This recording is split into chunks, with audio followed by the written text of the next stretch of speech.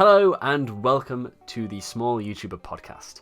Each episode, myself and co-host Gazed will be speaking to a fellow small creator with under 10,000 subscribers to get to know them and to learn what inspires them to make content on YouTube, as well as potentially shining a light on some underrated channels. If you know or if you are a small creator on YouTube, please do get in touch via the link in the description. I'd love to make this a running series rather than just a one-off podcast episode, and I'd love to speak to you. My first guest for this very first episode is Dutch creator Cyrion Willems, who has roughly 1,000 subscribers on his channel.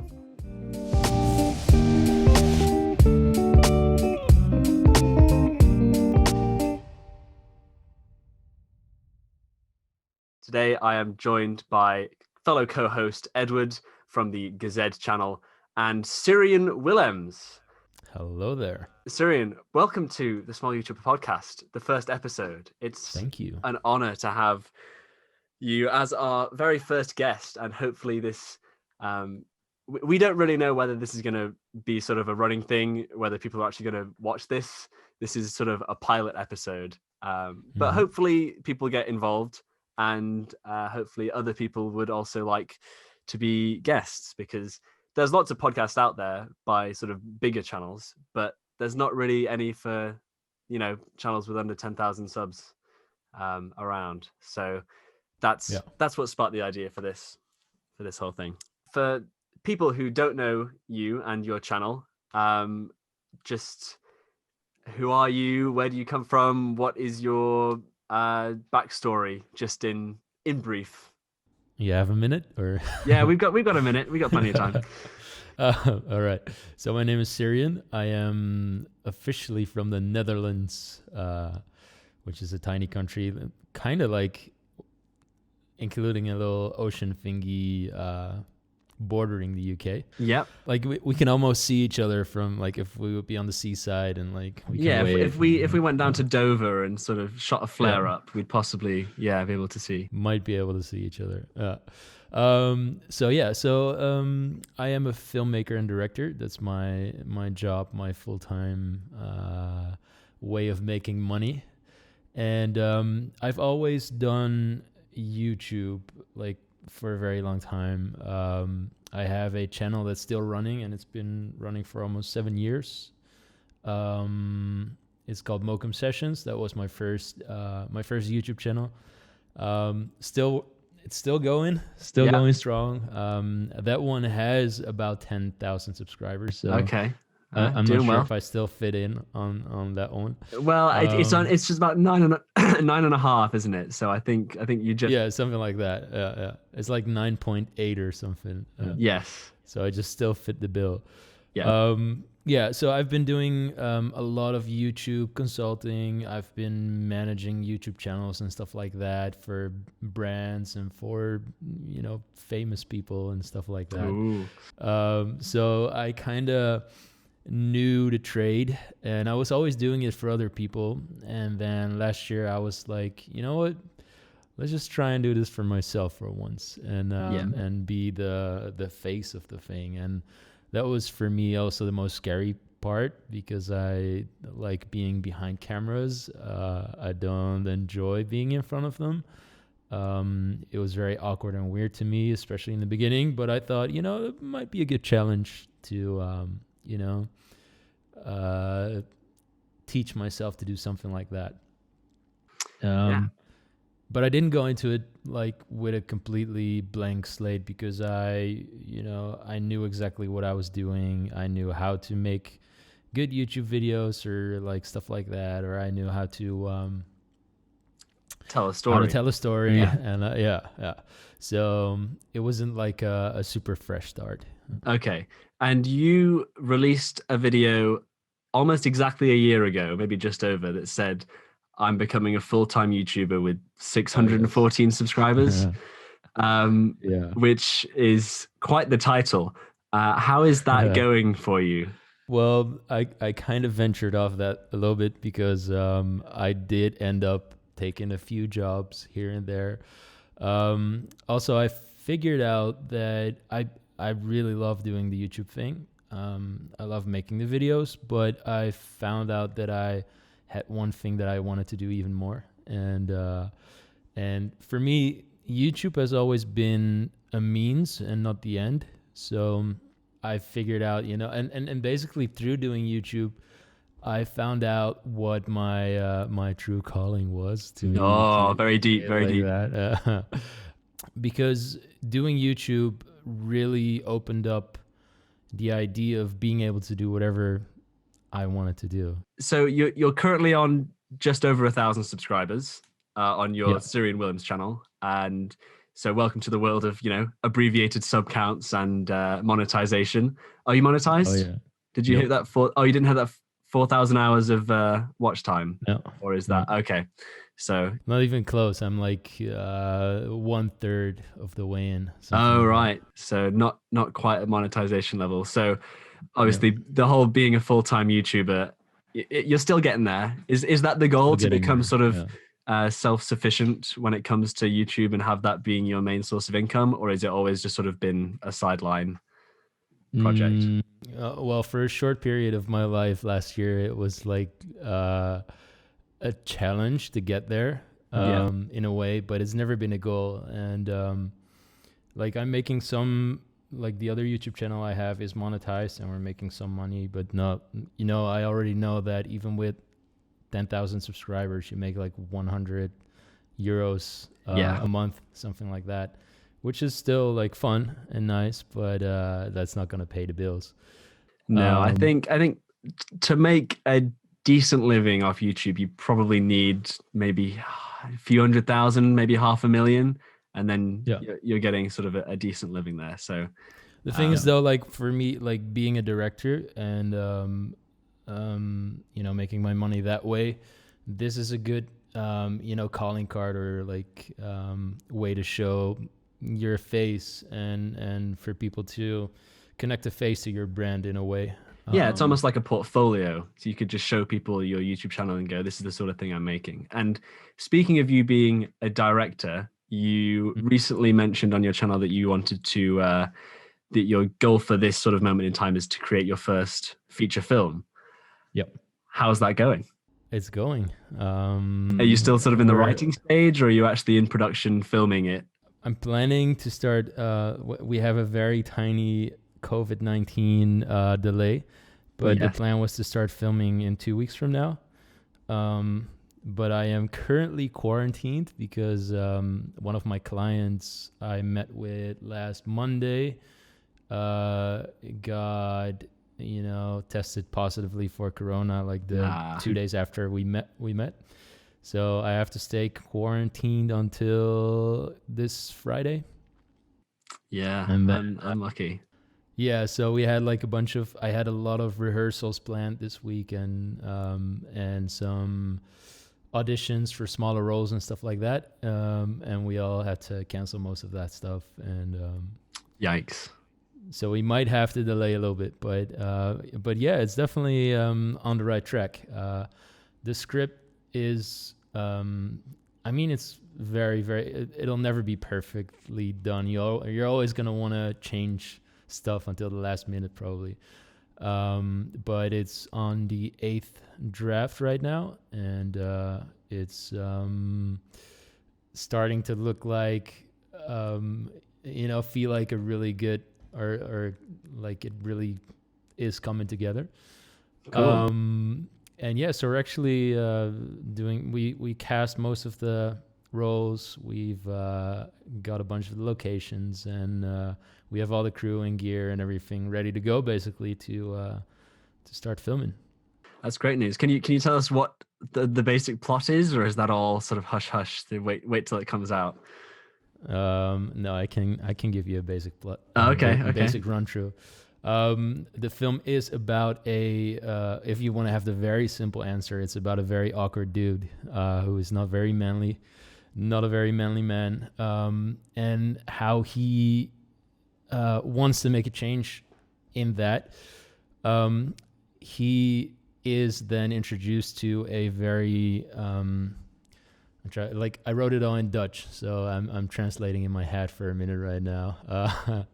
So he's introduced to a very charismatic and very,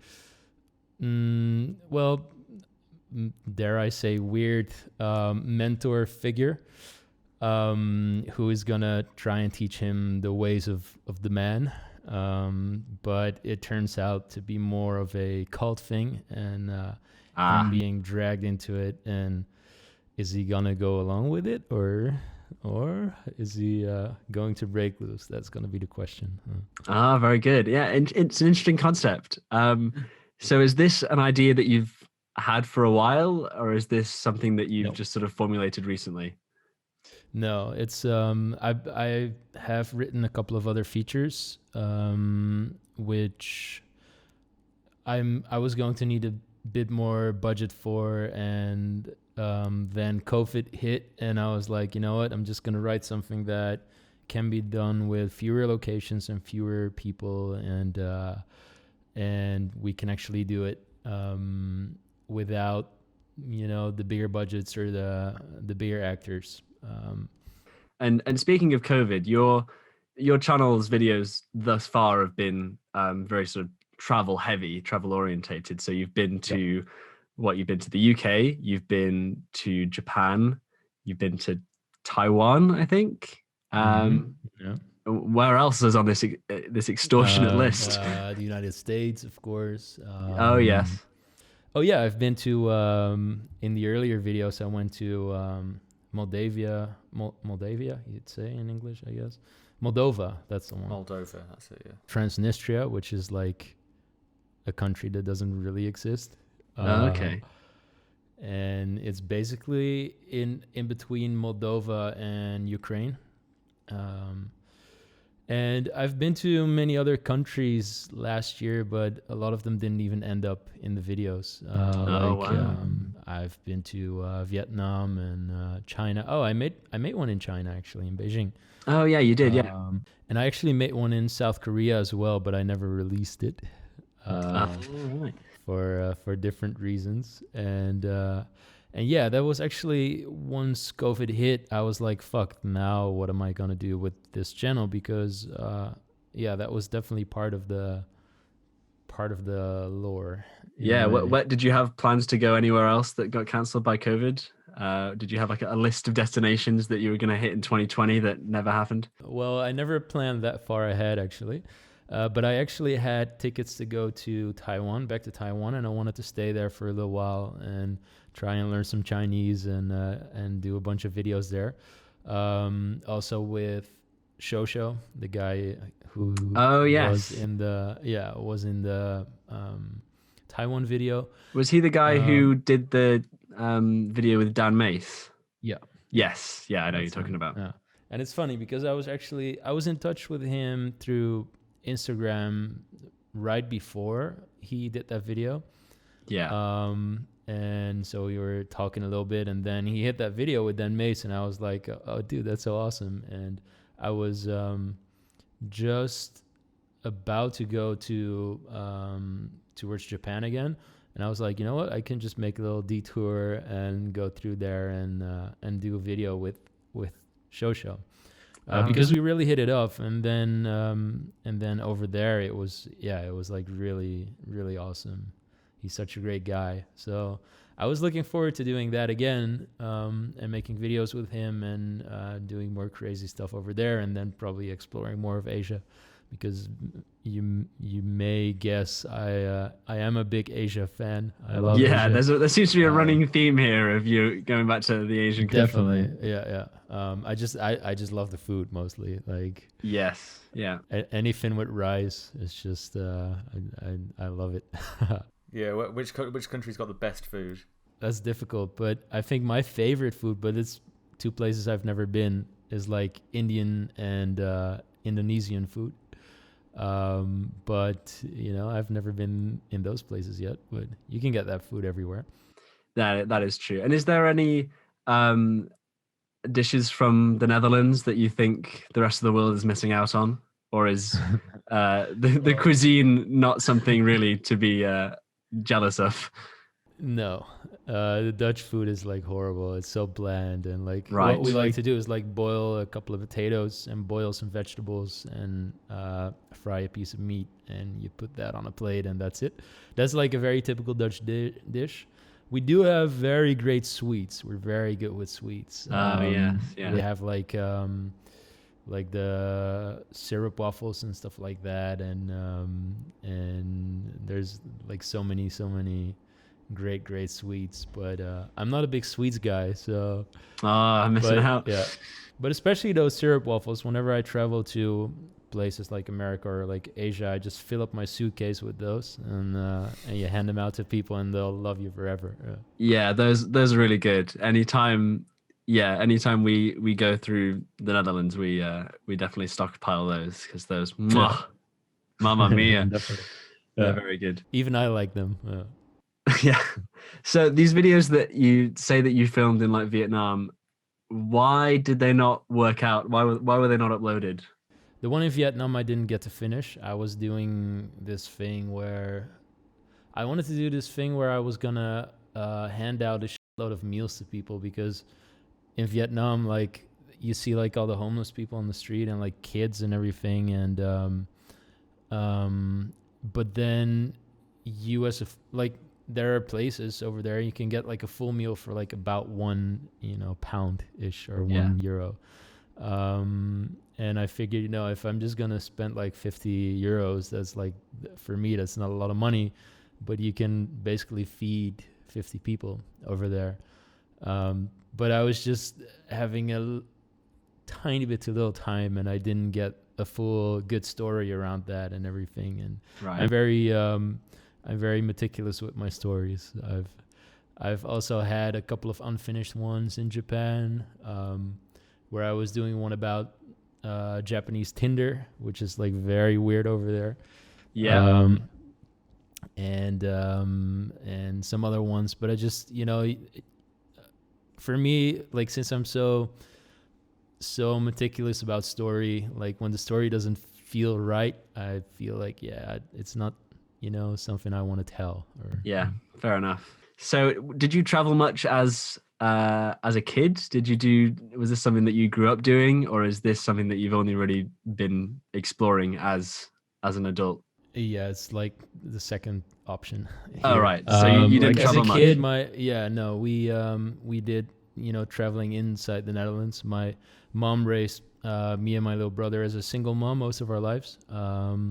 So she was not like super wealthy. We didn't have like, I never went to one of those ski trips or stuff like that, or that other kids did. And I remember once when I was like about 8 years old, my mom saved like probably for years, and she took me and my brother to Spain by bus, and we were there for a week, and it was like, to us, like, it was like a whole world opened up.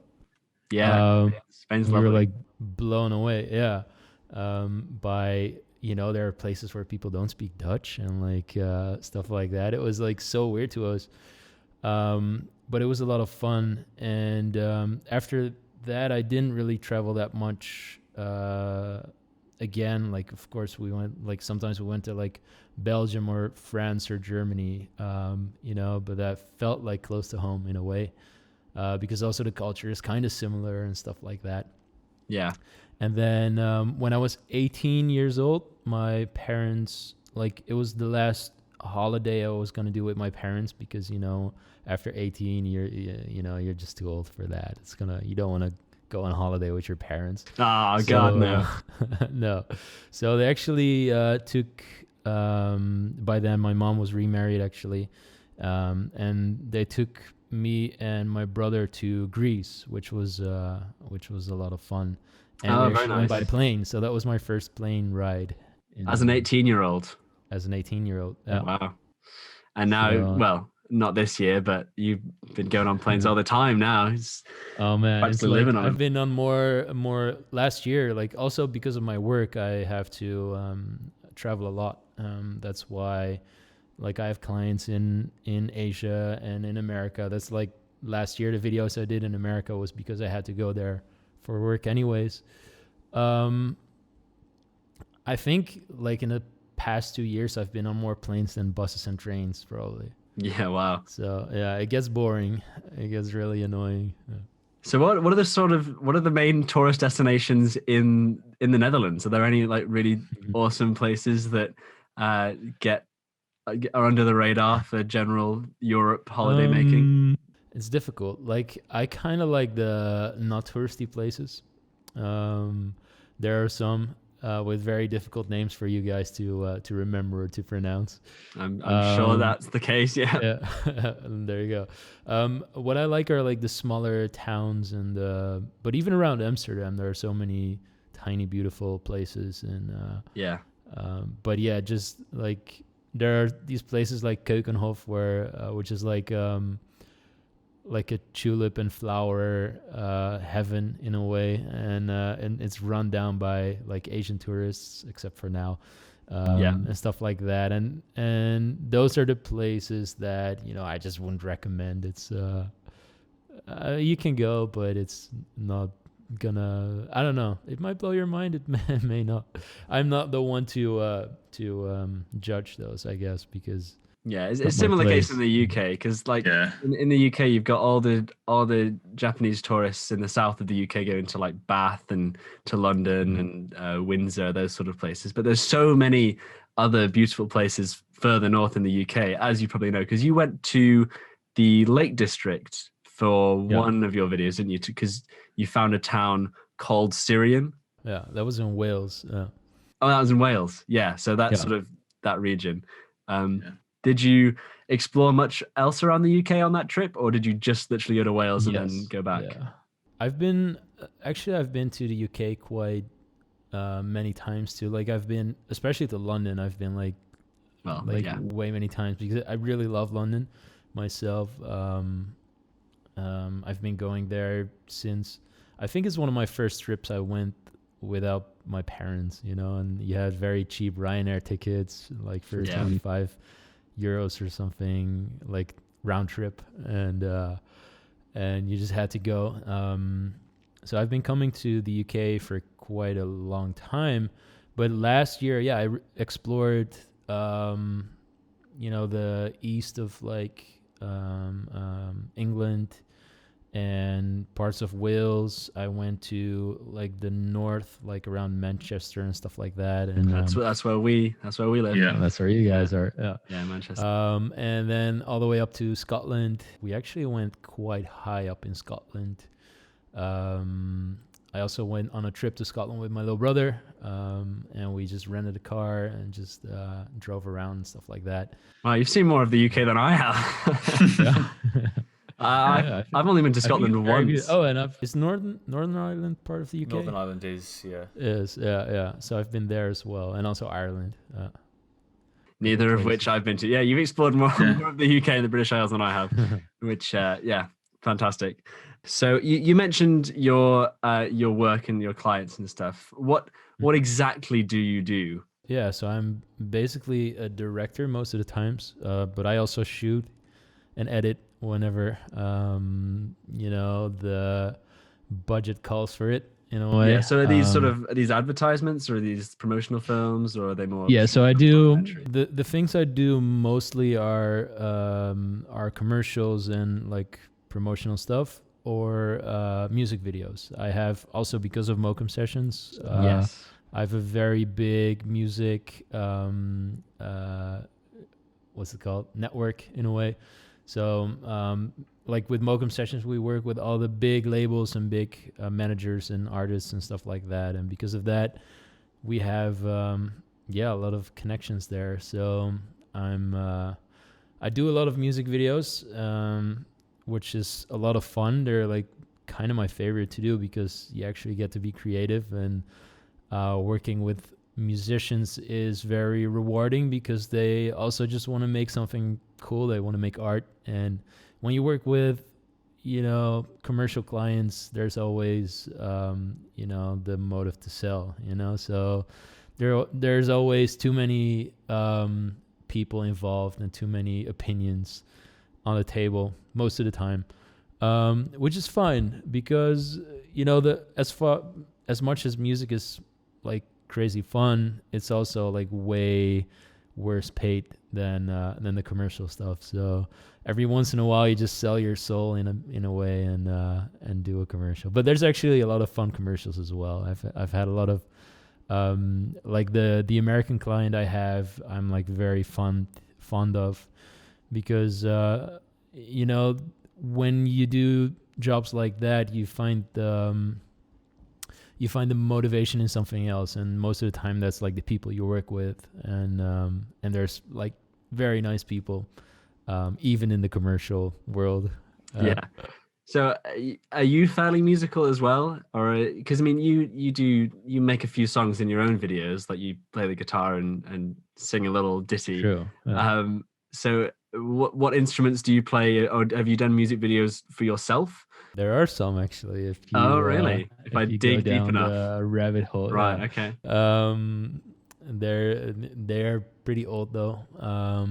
I used to actually, before I became a filmmaker, I actually had this dream of becoming a rock star.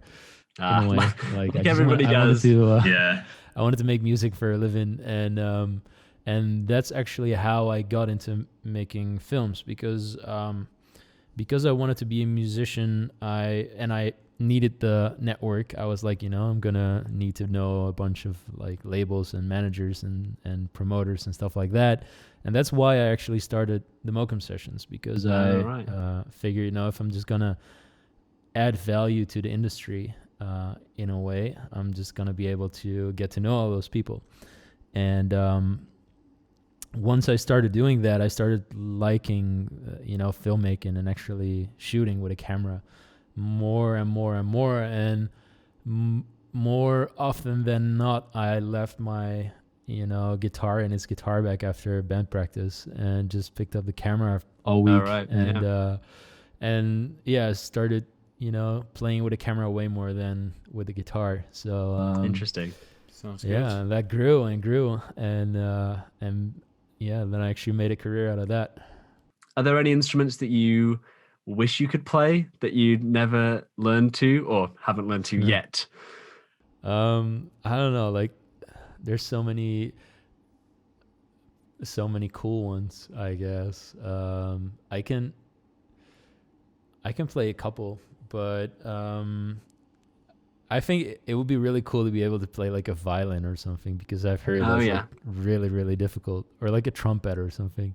Yeah, I did violin for about 6 months when I was younger, and it did not go well. It was not a good time. Everyone just wore earplugs for that entire period, because it takes a lot of practice to get that to sound good. A bit of a cliche question, but who are your biggest inspirations on YouTube? Which are your favorite YouTubers? Well, one of them is like a very, very classic one that everyone has, and that's Casey Neistat. Of course, everybody. Is, but he's also like the grandfather of or the godfather in a way of YouTube, especially vlogging. Leader. I don't want to be like super hipster or anything, but I was there from the beginning. Oh, really? You were there on the very first vlog. Yeah, well, even before that, wow, long before that, he made especially those are my favorite videos, the ones he made before vlogging. Because, and I think the videos I make now are kind of inspired by those older Casey Neistat videos as well, because he is so good at telling a story. And, yes, he is the story. And all his videos over there were just like so rounded, and I think this was probably back in 2014, I guess, when I started, following Casey. That's like... Yeah, because he started the vlog in, 2015? Yeah, something like that. Yeah, just before that. And, so he was definitely one of the main inspirations for doing YouTube in the first place as well. Then one of for Mokum sessions, the biggest inspiration was Mahogany sessions. I don't know if you've heard of those. No. They're actually from the UK, and they're probably one of the biggest, music channel sessions in on planet Earth. And I've actually met the owner of Mahogany Sessions as well, and he was a big fan of the Mokum Sessions. So that was right. that was a great compliment, or a great yeah. Oh, that's really cool. It's good, yeah. Yeah, that was pretty cool to hear. That would be the same as like Casey Neistat coming up to you and saying like, "Hey, yeah, I like your videos." Yeah, that would be pretty cool. I mean, I've been to 368, which is his studio in New Cool. York, but that was about a week after he moved to LA, so I just missed out on that. Yeah. So speaking of YouTube, how has your relationship with YouTube changed since you started making videos? Do you view other people's videos differently now that you know about the algorithm and the whole the watch time and the thumbnails? Yeah, definitely. For my favorite creators, I always punch a like and leave a comment, Yeah. because I know it helps. So that has changed. Other than that, YouTube for me is probably my main channel for everything. Like mostly actually for learning and information. I have YouTube Premium as well, so I don't have to listen to ads. Ooh, fancy. Also, you can close your phone and it will still keep playing. Because Yeah. Podcasts and stuff, I just listen on YouTube as well, and stuff like that. And you can yeah, download videos with YouTube Premium too. stuff like that. Yeah, I had it for about 3 months on the free trial. Best 3 months of my life. Oh, really? So good. Yeah. Not having to use those third-party YouTube to MP3 plugins. Oh, so good. I figured, if I'm on YouTube this much, I might as well spend a couple of monies every month. Yeah. I've considered it, but I just deal with the ads. I can't afford it yet. There you go. So your most recent videos on your channel are the 7 short films in 7 days, which were all amazing. Did you know what films you were going to do before the week started, or did you just come up with them every day? Yeah, that was my goal, was just to, I didn't know any of them beforehand. Even like on the day itself, when I woke up, I didn't know what I was going to make that day, basically. Wow. I only knew, for some of them, I knew like, hey, this person is going to be here. This person is going to help. I have this actor and this, this camera guy and stuff like that. So, but other than that, I didn't know at all what I was going to do. Wow. Which was Can't tell watching the videos. No, I was surprised as well. Like, of course, like some are more of my favorite than the other ones. Yes. And that's always gonna happen. You can't make like 7 trophy winners in a row, I guess. No. Edward and I, we did our most recent sketch was the Back to the Suture sketch. Was a prop challenge that we filmed, and we filmed it in a day, but it took another couple days to edit. So the whole idea of filming and editing and then uploading a video in one day is just it's such a big accomplishment in my eyes, because how did you sleep? Did you sleep? Did you have any some free nights time? I didn't sleep that much. No, and I didn't have any free time. I didn't exercise that week. I didn't. It's just all encompassing. It was what I did do. I cooked in the morning when I woke up. I started cooking. So during cooking, I could like try and come up with some ideas. Right.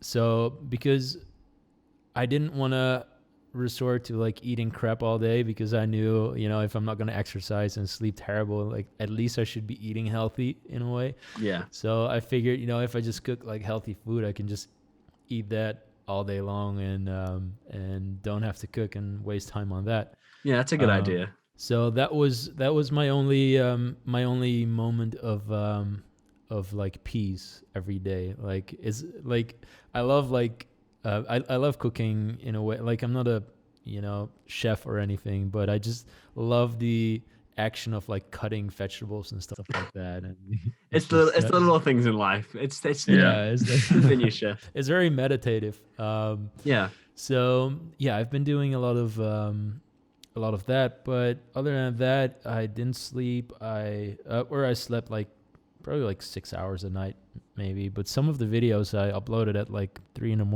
or something, and then the next day the next people would come in. I told everyone to come in at 9 every single day, so so I had to be ready, and that's pretty rough. And then even on the day with the video with the fox, like Mr. Foxman, we even wrote and recorded the Mr. Foxman song for the ending on that same day. Yeah. Wow. On the same day. Yeah. Mr. Foxman. Mr. Foxman. And that was actually me repping as well on the oh yeah, that's a lot to do in 24 hours, not even. Yeah. So I was very surprised how well it turned out. I was very anxious at the beginning, like, damn, am I gonna come up with anything, or is it gonna also, when we all must have felt that. I think you guys do too. Whenever you're about to create something, you're still putting it out online, and you always have this feeling like, hey, are people gonna enjoy this? Are they gonna like it? And also for me as a director as well, I'm like, if I really put out on YouTube, then if people might stumble on it, whenever they're Googling me like, oh, hey, what is this guy doing as a director? And they see this very terrible short film. I'm like, I don't want that to happen. So yeah, it's definitely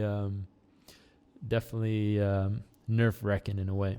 Yeah. Did you learn anything during that week of like how to best streamline the filmmaking process? Were there any sort of methods and workarounds that you figured out to just get that as fast as possible? I think that if I wasn't very experienced with doing these kind of things, I wouldn't have been able to pull this off. Yeah. But I think the most important thing is just, calling your deadlines. So just being like, at 4:00, I definitely have to start editing. So before that, so definitely being very strict with that. And, the difficult thing was, especially when I had friends over to help who I didn't spoke to in a while. And then also those friends hadn't spoke to each other in a while.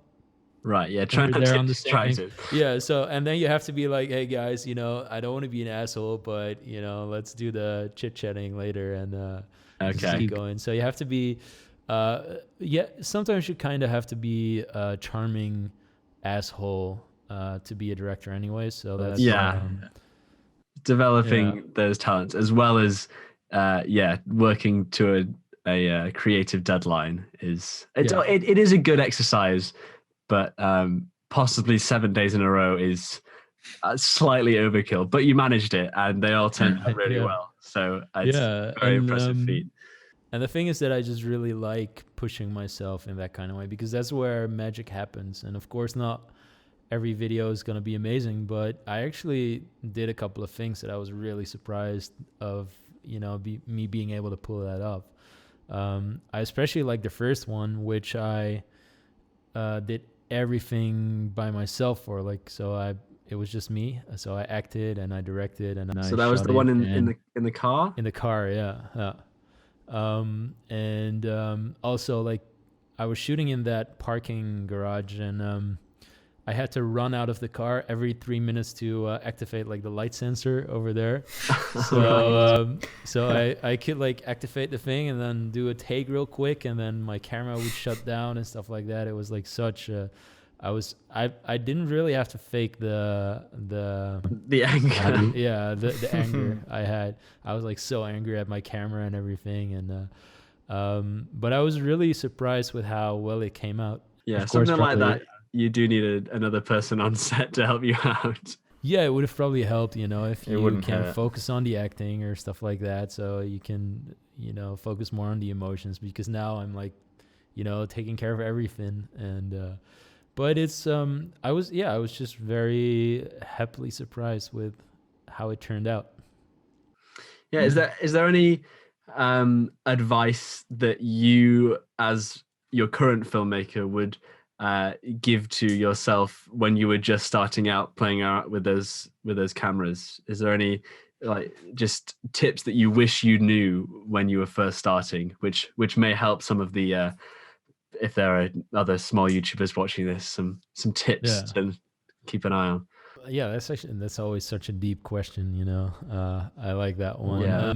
The most important thing is something I actually always did, and that's for me, it's just jumping in, just go do it. Yeah. And I've always done that. That's like with the Mokum sessions, for example, was literally like the first session that's on the channel. I invited an artist to come and play, and I literally watched like a YouTube tutorial before I recorded that, like what's like good composition and stuff like that. Nice. And after, I didn't know how to edit it or anything, and that's what I did after shooting. I just looked up tutorials, like, okay, how do you edit this? Yeah, fake it till you make it. That's yeah. So that's it. one thing I've always really believed in, and that's always pushed me to go to the next level, and always I've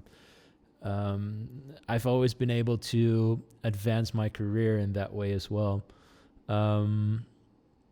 Another thing would be, I think, definitely, like, don't be afraid to put things out and collaborate with people to that's one thing I've definitely, in the beginning, I was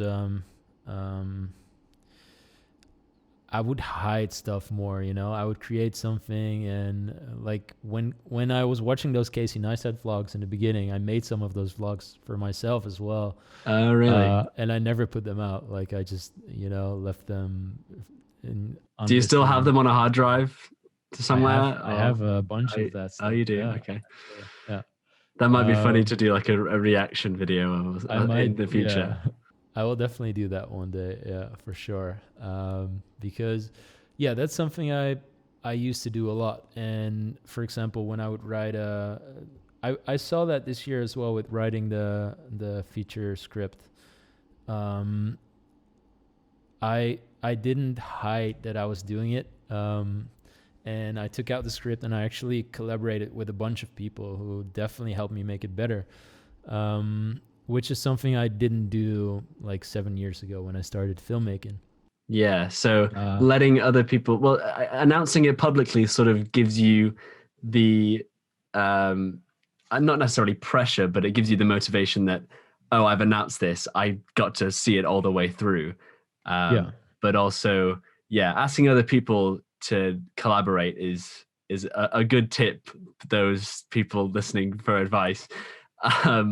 Because having multiple voices is always useful in this sort of thing. Yeah, you will learn that, the more people you do it, not always, but the more people you the more brains that are working on the project can actually, add to it. And even if it's just a tiny thing. And that was like with the 7 days short films as well.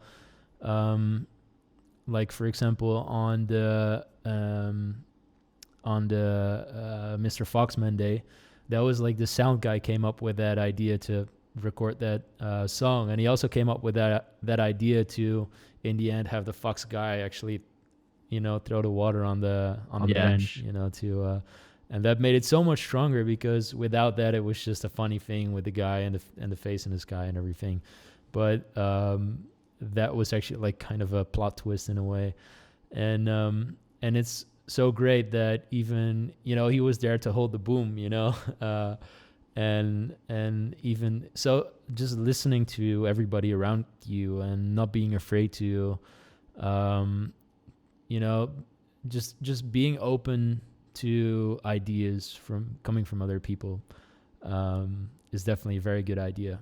Yeah, that's really good advice. So don't forget about that one. One question I have always wanted to ask you is, how did you find my channel? Because the first time I noticed your channel was because you commented on like an answering comments video of mine or something, and I responded to it in the next answering comments video. And then I checked out your channel. I was like, oh, these are really good videos. Who is this guy? How did he find my channel? So did you I think I do remember actually. I think it was through a photo on Dan Mace's Instagram, and I think you left a comment or a like on it. Right. And I saw your avatar picture, and it was, I don't know, your avatar picture. The one with the three. Yeah. It was probably just your face, I think. And I was just, it just popped out in a way. And I was like, what is this guy doing? And also the name, like Aidenator, I was like, sounds interesting. And I just, I don't know, maybe as a way of doing market research in a way, I just I just looked at. That's how I may have found Shosho as well. Right. Like back in those earlier days, and like a bunch of other channels, like who, it doesn't, you see, it can actually help to, interact with other creators as well. Yeah, I mean, without that, I would have never found your channel, and this whole thing that we're doing now would never have happened. But right, that's I was not expecting you to say that. But I think I've left a few comments on Dan Mace's Instagram, and just the face. There you go. Inspired the clip. That's how it, and that's one of those things that I'm from a marketing background. That's what I also studied in college. So being able, like, especially that thumbnail or your avatar, and like being able to actually stand out through all the among all the others, is something that is like priceless in a way, because that will drive at least eyeballs and maybe clicks. I've thought quite a lot about my icon, and I'm glad that works out, because it is a really weird image to begin with. Just photoshopped my other hand to so I'm glad it's worked out at least once. There you go. That's great. And it's actually not the first time that someone has clicked on and left a comment and said, oh, I saw your comment on this video and I just clicked onto your channel for some reason, and now I'm here. So I guess, that's other good advice possibly, is to just interact with other creators and comment on their stuff. And who knows, you might get good connections to people that you never thought you ordinarily would have met. Yeah, exactly. Edward, do you have any other questions? Yes, I think I remember seeing in one of your videos you say you speak a lot of languages. How many languages can you actually speak? Okay, so in order of how good I speak them, right? Probably Dutch is my first, then English, obviously, because otherwise we wouldn't be having this conversation. Yeah. Then probably German and Japanese are like similar competence levels. German is because you just have German in school, and so we've always learned that. It's very similar to Dutch as well, so not that similar, but similar enough to for it to come very naturally. Right. Japanese, because I've lived there a couple times, and I really like Japan, and also the culture and the language mostly, which is funny. I'm kind of a language geek in a way. Also, there's going to be a bunch of stuff about language in my feature film as well. It always sneaks in. Oh, right, dropping little hints there. Okay. So those, and then Spanish. I can have normal conversations in Spanish, but it's a bit rusty now, I guess. Also because of COVID, you don't travel and everything, and not much practice. But this is I've dated a couple of Spanish speaking girls, and from all over the world, and right. Spanish is also one of those languages that, I don't know, it's just really awesome. And then I do understand French well enough to save my life in a situation where To order a croissant. That's good. yeah, stuff like that, or find your way, or Lingerie. like Yeah. even have like simple conversation to meet people or stuff like that. I can do that, but it's also very rusty, and I'd say those are the ones. And then I have like these things where I did this video about learning Russian and stuff like that. Yeah.